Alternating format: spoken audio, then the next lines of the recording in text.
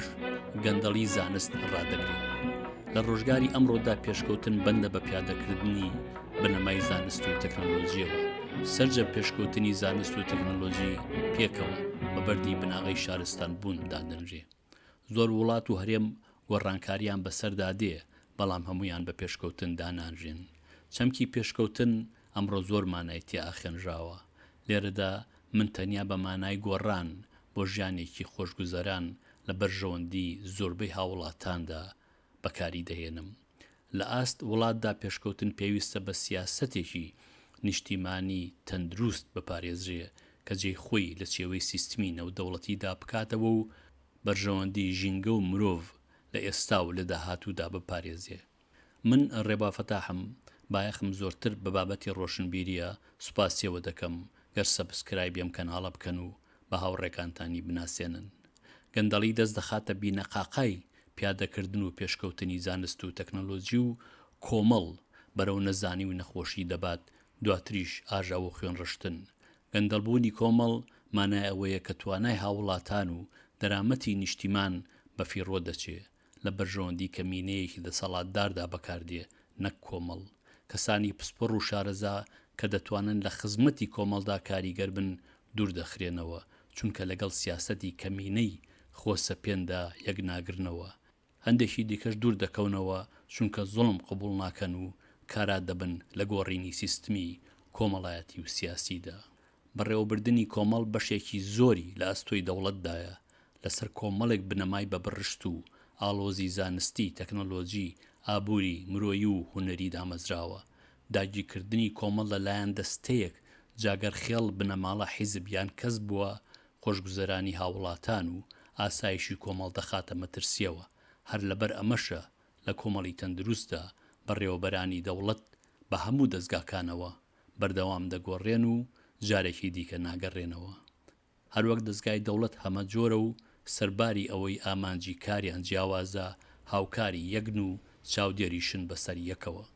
گەر بنەماڵەیەک یان چەند بنەماڵەیەک دەست بگرن بەسەر بەڕێوەبردننی کۆمەڵدا، وەک ئەمڕۆی کوردستان ئەوە کۆمەڵ گەندەڵ دەکەن بەوەی کە توانا و دەرامەتی گەل لە بەرژەوەندی خۆیان بەکاردەهێنن، کەسانێکدا دەمەزرێنن بێتوانا و بوو دەڵێن وەکی دی هیچ کارێکیان دەست ناکەوێ.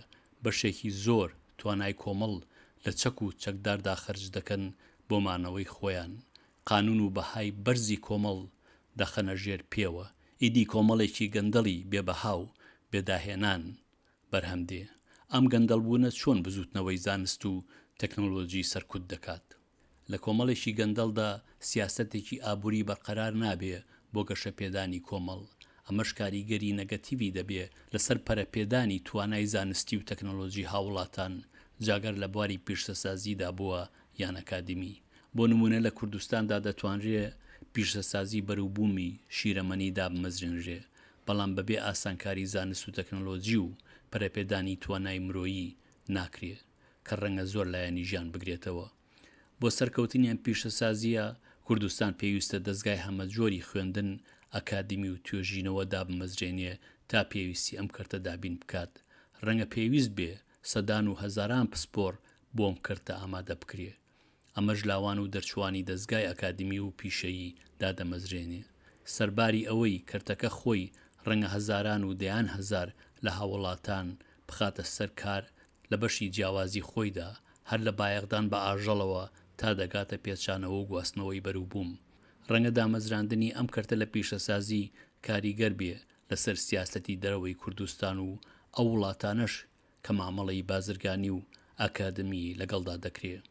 بمەش خوێندکاران ئاسانتر دەتوانن بزانن کام بابەتی خوێندن هەڵبەبژێرن و لە چ بوارێکدا ببنە پسپۆر. دۆخی ئەکادمی کوردستان ئێستا جۆرێکە لەگەڕە لاوژێ، هەر خوێندکارێک بە مەزانەی ئەقڵ بابەتی خوێندن هەڵدەبژێرێ کە ڕەنگە دوای تەواوکردنی خوێندن هاوکاری کاردۆزینەوەی نەبێ. گەر ئێستا هەمان سیناریۆ لە کوردستانێکی گەندەڵی ئەمڕۆدا لەبەر چاو بگرم، دەستڕۆشتوانی دەسەڵات سیاسەتێکی وادا دەڕێژن لە بەرژەوەندی تایبەتی خۆیان بێ. بۆ نمونە باز لەسەر بەرووبوومی شیرەمەنی بێگانە هەڵدەگرن و دەستڕۆشتوان مۆنۆپۆلی هێنانی بەرهەمەکان دەگرنە دەست. ئیدی بەرووبوومی ناوخۆ دەپوچێتەوە و تەنانەت وردە وردە گوندەکان چۆڵ دەبن و ئاژەڵدارانیش دەستبەرداری ئاژەڵیان دەبن. دەرچوانی زانکۆ و هەموو دەستگایەکی ئەکادمی زەرمەند دەبن چونکە کەرتی بازرگانی گەشەی نەکردووە تا پسپۆر پێویست بکات. سەدان بگرە هەزاران دەرچووی زانکۆ بێکار لەسەر شەقام دەسوڕێنەوە.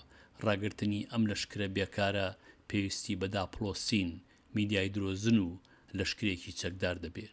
دەستکەوت لەم بازرگانەیە دەچێتە گیرفانی چەند کەسێکەوە، هاوڵاتان لی بەبەش دەبن و ناچێتە خزمەتی زانست و تەکنەلۆجیەوە.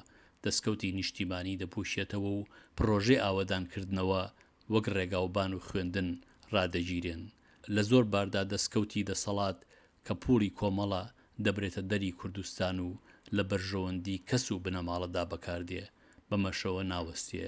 لە بەرامبەر ئەم قازانجە بێشومارەدا دەسەڵاتداران سازشی نیشتیمانی چارەنووسساز بۆ ڕژێمی دەرەکی دەکەن وەک بەخشینی نەوت بە تورک. ئەمەش هەمووی باجی ئەوەیە کە سیاسەتێکی دروستی نیشتیمانی بەرجەستە نییە. هەر لەم نمونە ساکارەوە دەردەکەوێت کە سیاسەتی دروست چۆن چەندین خێزان خۆشگوزەران دەکات و لاوان دەخاتە سەرکار. بە پێچەوانەشەوە لە کۆمەڵێکی گەندەڵدا کە سیاسەتی دەسەڵات لە بەرژەوەندی کەس و بنەماڵەدا دەڕێژرێ، کۆمەڵدا دەڕمێ، خەڵکی هەژار دەبن و دەرچووی زانکۆ دانامەزرێ. هاوکات بەم جۆرە لە کۆمەڵێکی گەندەڵدا پیادەکردن و داهێنانی زانست و تەکنۆلۆجی کردەبێ وەک ئەمڕۆی کوردستان. من سوپاسیەوە دەکەم کە لەم بەشەدا هاوڕێم بوون، هەتاکو بەشێکی دیکە ئارام و کامەران بوون لەگەڵ ڕێژی خۆشەویستی لە بافەکان.